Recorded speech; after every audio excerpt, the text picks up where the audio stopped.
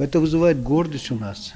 Впервые в Центральной Азии Mazkur assambleyaning Markaziy Osiyoda birinchi marta ayniqsa Toshkentda o'tkazilayotgani bizni faxrlanishga undaydi.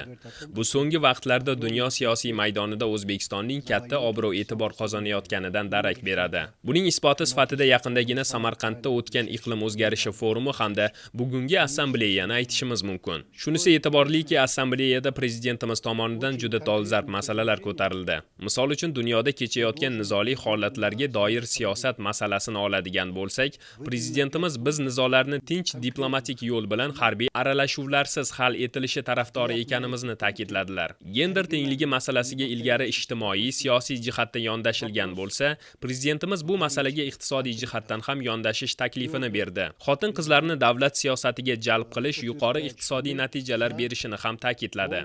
Fikrimcha, gender tenglikka bunday yondashuv ilgari kuzatilmagandi. Ijtimoiy taraqqiyot va adolat uchun parlament harakati g'oyasi ham yangilik. Ijtimoiy taraqqiyot adolat bilan hamohanglik kasb etdi. Prezidentimiz urg'u beradiki, ijtimoiy sohada katta yutuqlarga erishilishiga qaramasdan insoniyatning kambag'al qatlamlarining daromadlari deyarli o'zgarmas ekan, bu ijtimoiy adolat o'rnatilmaganidan dalolat beradi. Ayni shu nuqtai nazardan ijtimoiy taraqqiyotga ijtimoiy adolat o'rnatish bilan erishilishini ta'kidlab o'tdilar. Prezidentimiz tomonidan mana shunday eski muammolarga yangicha yondashuvlar bilan o'ziga xos yechimlar berilgani O'zbekistonning nufuzini yanada oshirdi desak mubolag'a bo'lmaydi.